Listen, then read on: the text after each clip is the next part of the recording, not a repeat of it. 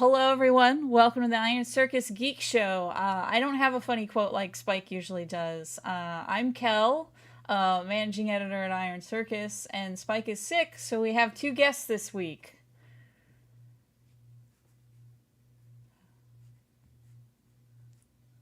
Ooh. Hi. I'll just go ahead. I'll introduce myself. Hey, everybody. Everyone in the chat. Thank you for tuning in. My name is Jess. I am not actually a game developer. This is the first game that I've ever been involved with. I work in 3D animation, animation in general. Usually I'm an illustrator. So this has And been your so much fun. game for the Iron Circus games is Storyteller, correct? It is called Tale Oh, Teller, Tale and it's Teller, sorry. a yeah, it's a little story that's kind of like if you're into like fantasy illustration, you'll know the style right away, like the old Russian fairy tale books that have like the beautiful borders and that sort of thing is kind of what we were going for. It's like a celebration of fairy tales and storybooks and that sort of thing.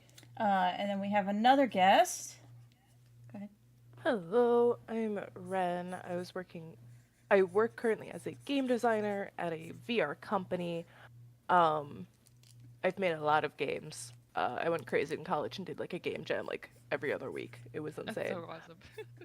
Um, and I made Teething with Kel, which is a little like point and click time management game where you have a little werewolf child and you got to get ready for the full moon before uh the day Before ends. before they get all wolfy. Yeah.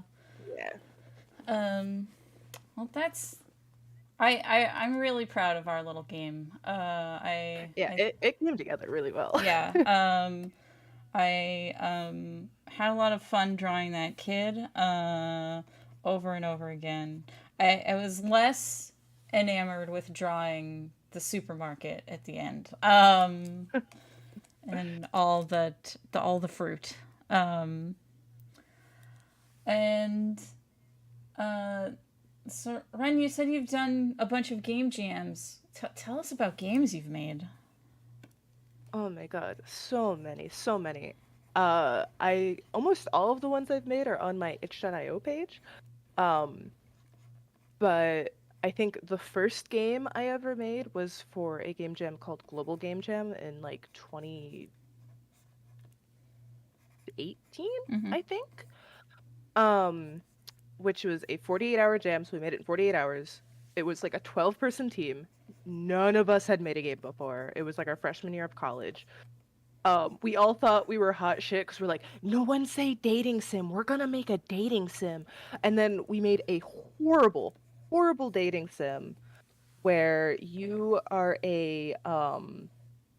like stuck in space because your ship ran out of fuel or whatever, and there's four, I think, aliens that are within your comms range, and every time you get closer to one, they get closer to you.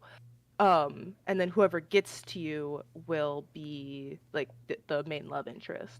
So we had a little tentacle girl where she was just like a head and then like octopus tentacles named like Rika, who was annoying. That was her personality. We had another guy whose name I don't remember, whose whole thing was that he was obsessed with human culture. So we had him wearing like stripes and like polka dotted scarves and a bunch of stuff. And his personality was nerd.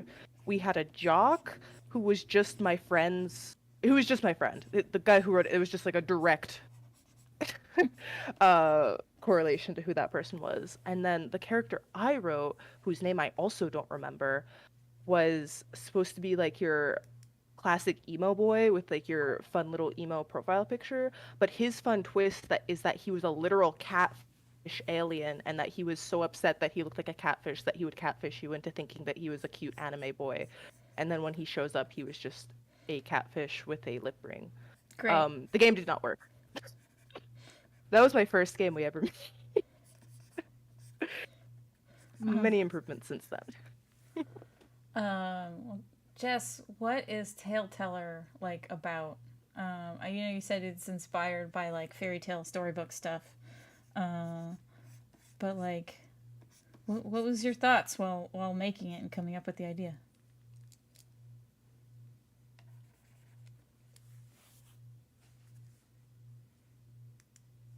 Jess, can you hear us? Oh, Jess, you're muted.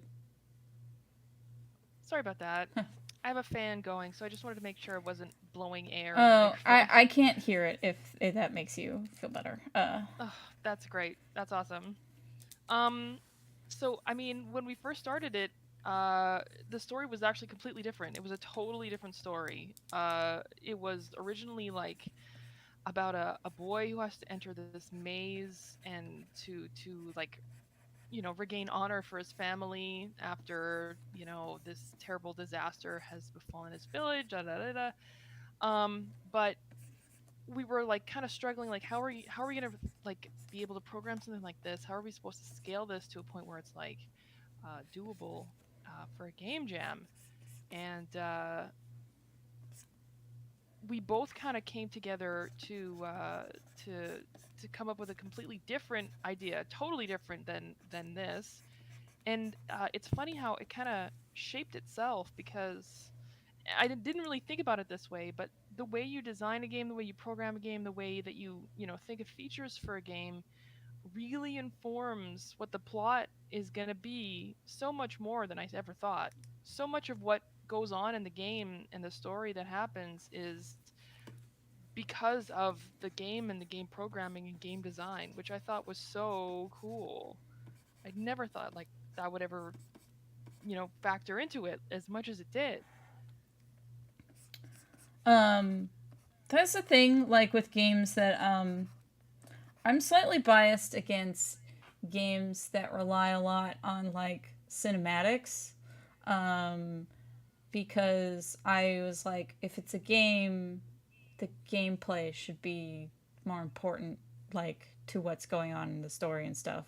So like I remember getting like frustrated with Last of Us when it came out and everyone was praising its writing, and it's like, it's just a movie that you occasionally click buttons during. Was sort of my unpopular opinion, my hot take. And a lot of the games that I've liked are the gameplay is like tied into the story a lot. And in a kind of an interesting roundabout way, I hate to be the contrarian, but I think I'm kind of on the other end, because I come from like film. I'm an animator. I work in film and TV and stuff like that.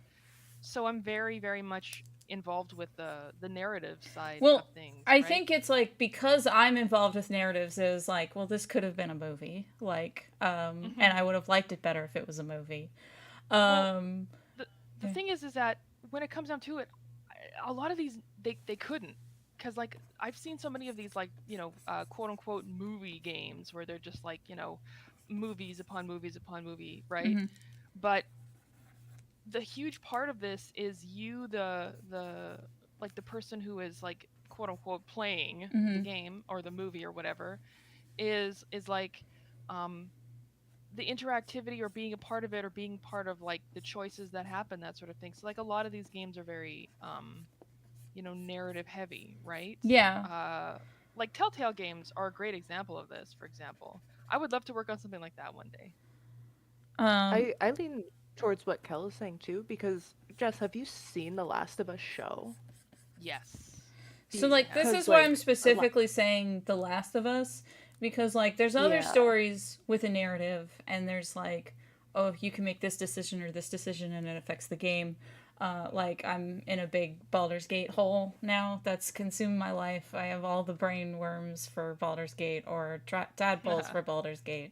And that's very narrative focused, but you get choices and you can affect the characters. Whereas Last of Us, like, it's very linear. Yeah, there is only one choice, and you can't really affect the story. Like, the story is going this way, and that's it. Sure. So that's more what I mean when I say, like, the movie games.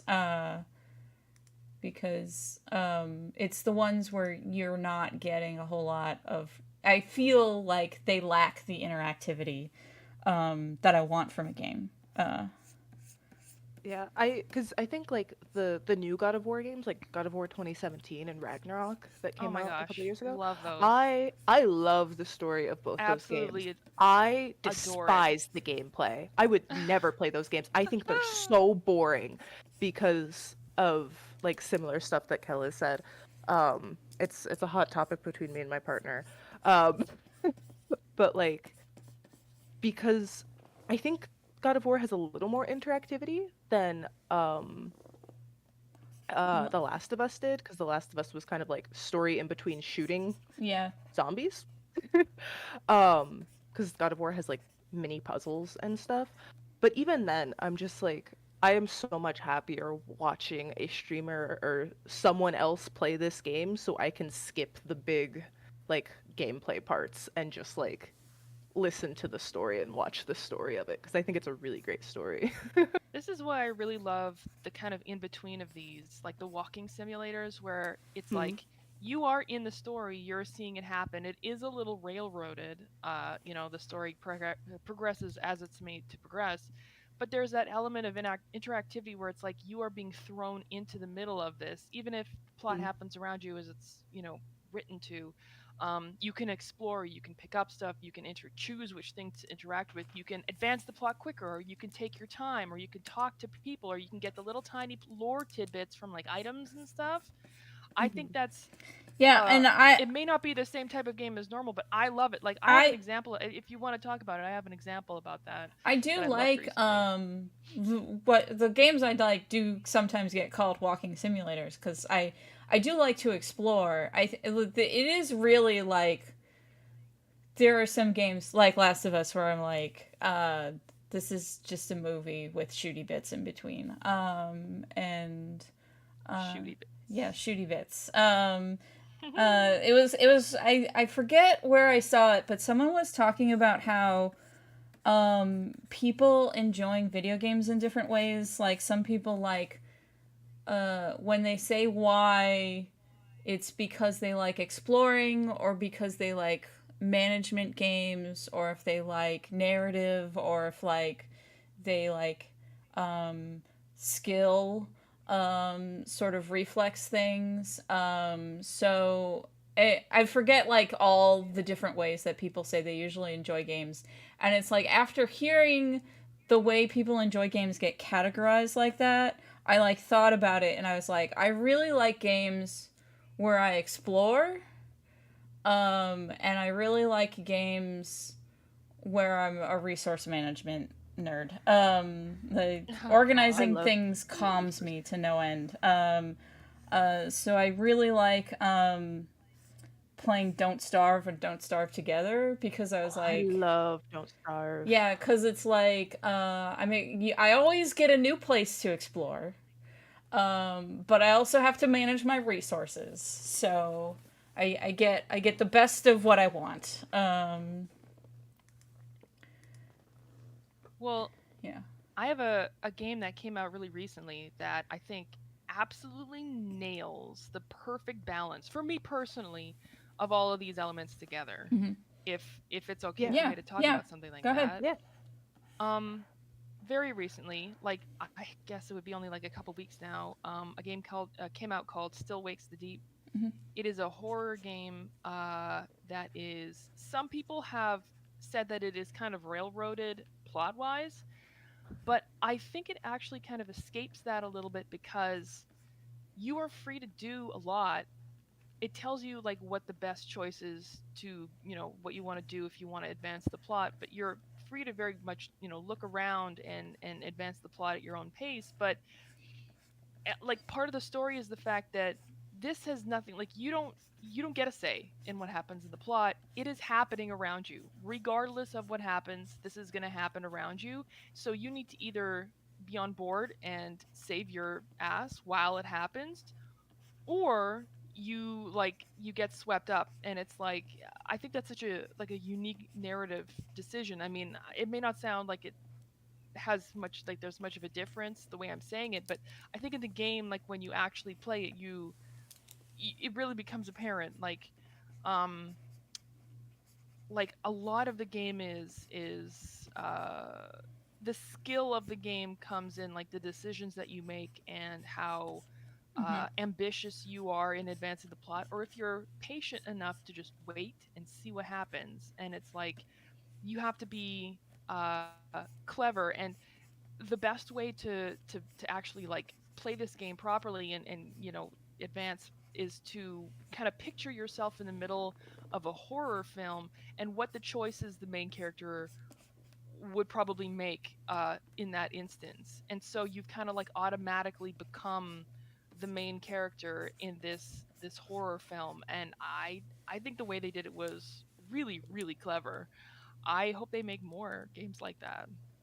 Yeah, I just looked it up because I've heard of this game, but I haven't really looked into it. But it's Mhm. by the Chinese Room, who did Amnesia and Dear Esther, and Mhm. those games. Well, Machine for Pigs was hit or miss for some people, but Yeah. in general, those are I Um, mean, pretty I good think this games. far and away is the best of all of them. Like beyond, like it is so incredibly good. I think, I mean, all the rest of them led up to this one so far. Mm-hmm. um, I'm trying to think of a game I really liked that was based on a Skyrim mod. The Forgotten City, I think is the name of it. Hmm. And I liked that one because it's like a time loop, and so exploring helps you figure out the puzzle. Like you're exploring helps you figure out the like how to solve the time loop. Um, Interesting. That's cool. and it's also interesting because it's the game is all about morality. Because it's supposed to be a Roman city that is stuck in a time loop because it's cursed that if anyone in the city, quote unquote, sins, the whole city Whoa. gets